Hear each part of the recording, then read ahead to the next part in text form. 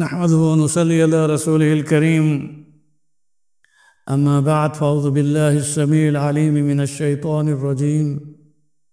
بسم الله الرحمن الرحيم اللهم لك الحمد كما ينبغي لجلال وجهك وعظيم سلطانك اللهم صل على محمد وعلى آل محمد أفضل صلواتك بعدد معلوماتك وبارك وسلم. پھر تصور شہنشاہ کونین کا دل میں میرے بسط احترام آ گیا، نطق کے بو سے میری زباں کے لیے جب لبوں پہ محمد کا نام آ گیا. لائے تشریف جو سرور انبیاء، آئے جو ہی صحابہ کی محفل میں وہ سارے اہل نظر تب یہ کہنے لگے لو ستاروں میں مائے تمام آ گیا. برادران محترم، بنگلہ دیش ڈھاکہ میں آمد کے بعد مختلف موضوعات پر مرکز ختم نبوت میں لیکچر دینے کا موقع مل رہا ہے.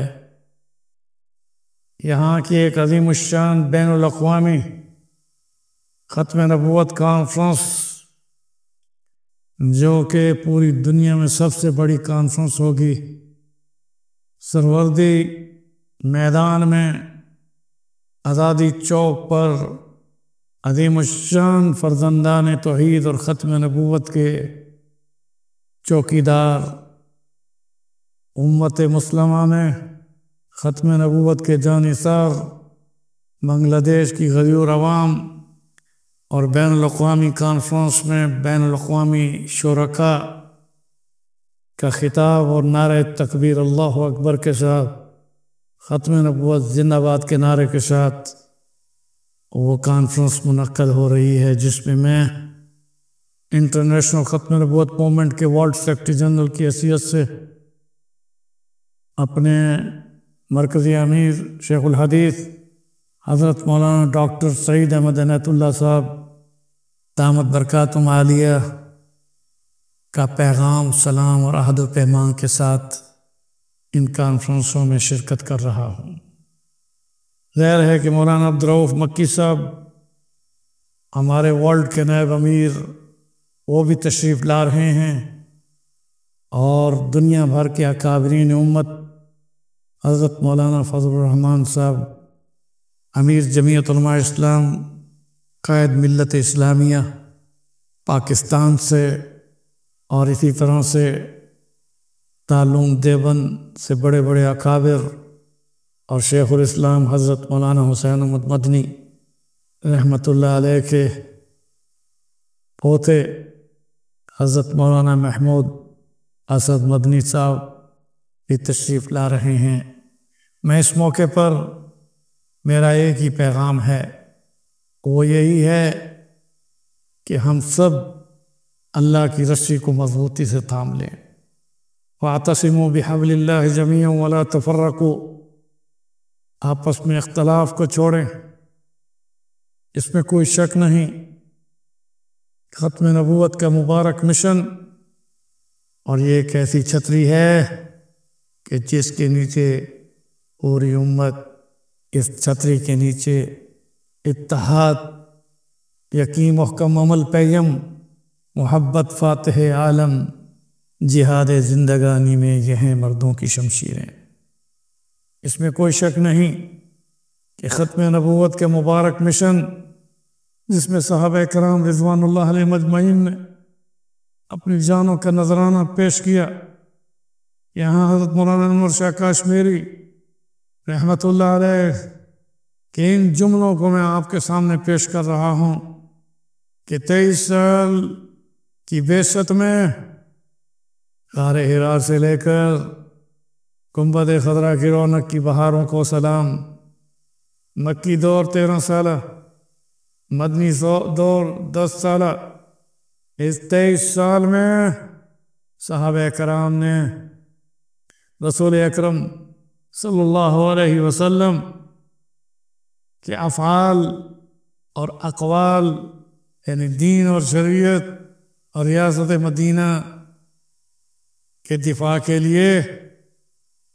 25 غزوات، 56 سرائے میں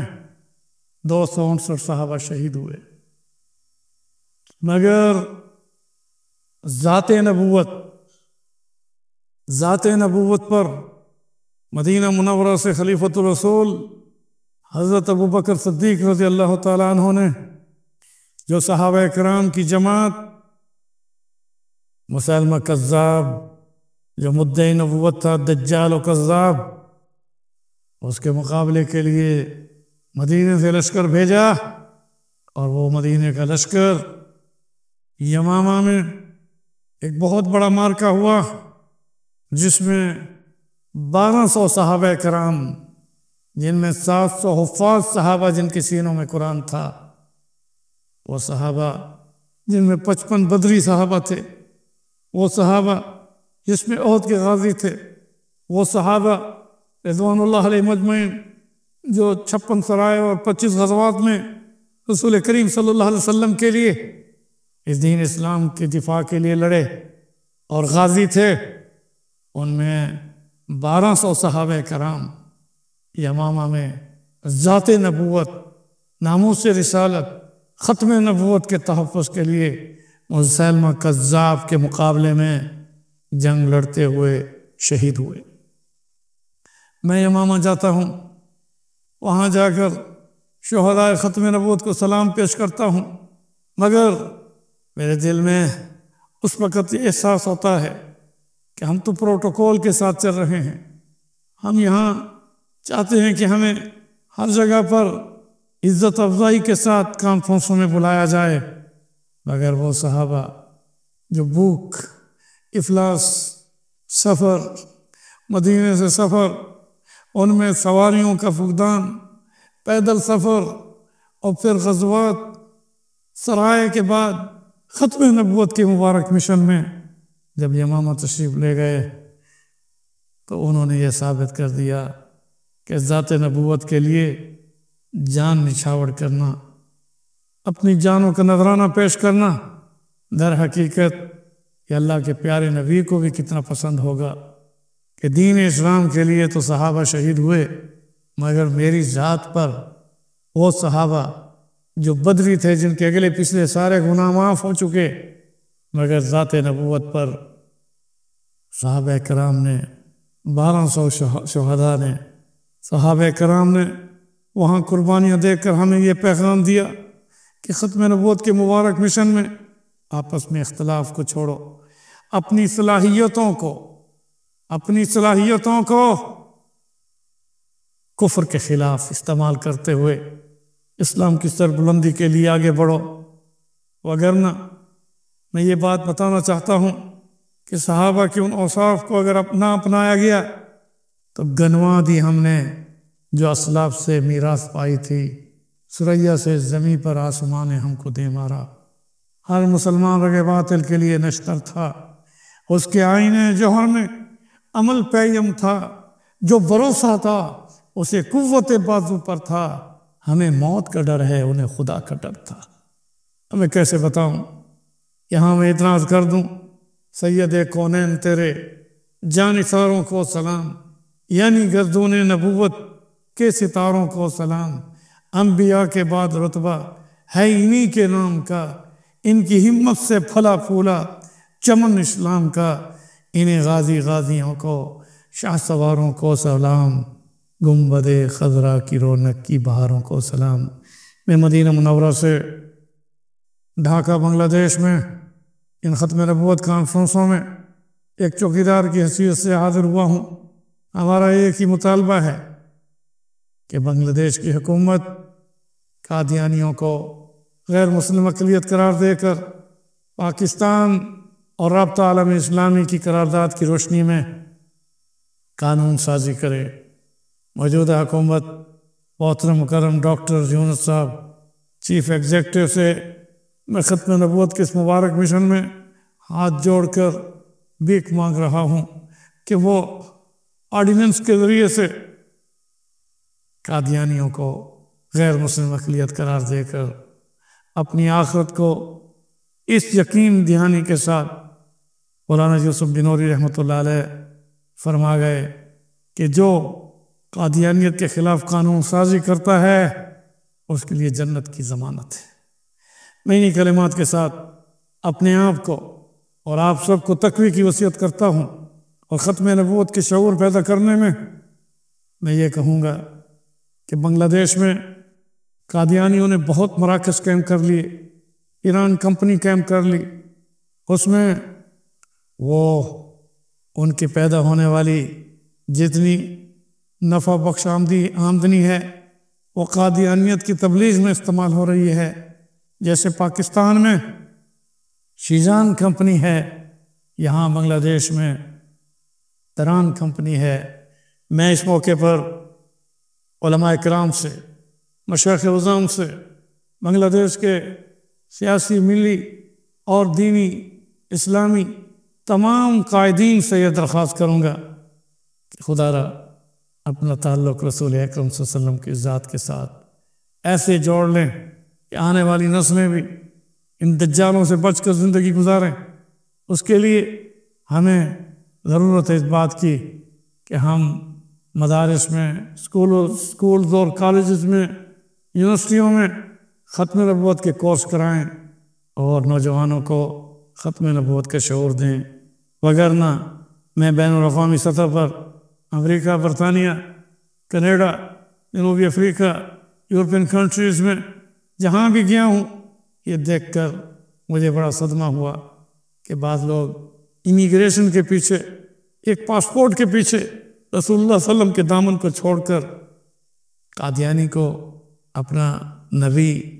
مسیح موعود قرار دیتے ہوئے، ڈکلیئر کرتے ہوئے پاسپورٹ لینے کے لیے یہ نہیں سوچتے کہ میں کس اللہ رسول کو چھوڑ کر کس جگہ پر جا رہا ہوں۔ یہاں پر میں پھر عرض کروں گا کہ اپنے نوجوان نسل کو کفر اور الحاد سے بچانے کے لیے ہمیں توحید باری عز و جل پر اور ختم نبوت کے مبارک مشن میں ختم نبوت کے عقیدے سے آشنائی کے ساتھ ختم نبوت کورس کرانے کی ضرورت ہے۔ میری دعائیں ہیں، میں مدینہ منورہ، طیبہ طیبہ، پیارے حبیب، گنبد خضرا کی رونق کی بہاروں میں آپ سب کی طرف سے درود و سلام بھی پڑھوں گا، وہاں دعاؤں کے لیے ہاتھ بھی اٹھاؤں گا۔ آؤ مل کر ہم عہد کریں کہ ہم اپنی جان، مال،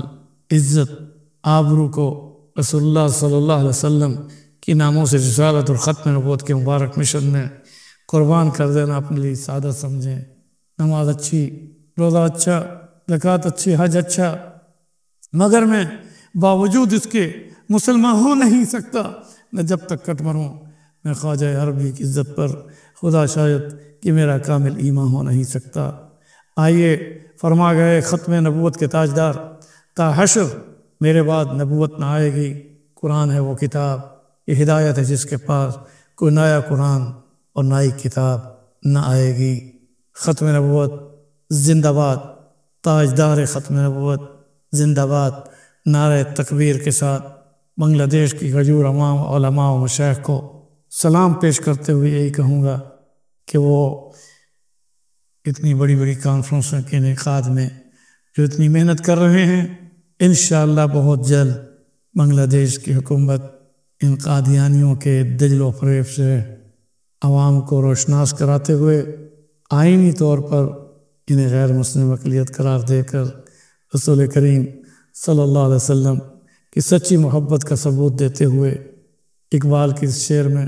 کہ محمد سے وفاتوں نے تو ہم تیرے ہیں صلی اللہ علیہ وسلم، کہ محمد سے وفاتوں نے تو ہم تیرے ہیں، یہ جہاں چیز ہے کیا لوح و قلم تیرے ہیں، محمد کی غلامی دین حق کی شرط اول ہے، اسی میں ہو اگر خامی سب کچھ نامکمل ہے۔ انہی کلمات کے ساتھ میری دعا ہے کہ رب ذوالجلال ہم سب کے والدین کو، بہنوں بھائیوں، بھی بچوں کو، اور ہم سب کو بغیر جدائی کے جنت کی بہاروں میں رسول کریم صلی اللہ علیہ وسلم کی مجلس میں اپنا دیدار، لقاء، رضا اور سلام نصیب فرمائے۔ سبحان ربک رب العزت عما یصفون، سبحان ربک رب العزت عما یصفون، وسلام علی المرسلین، والحمد للہ رب العالمین۔ السلام علیکم ورحمۃ اللہ وبرکاتہ۔ آپ کا بھائی ڈاکٹر احمد علی سراج، ورلڈ سیکریٹری جنرل انٹرنیشنل ختم نبوت موومنٹ۔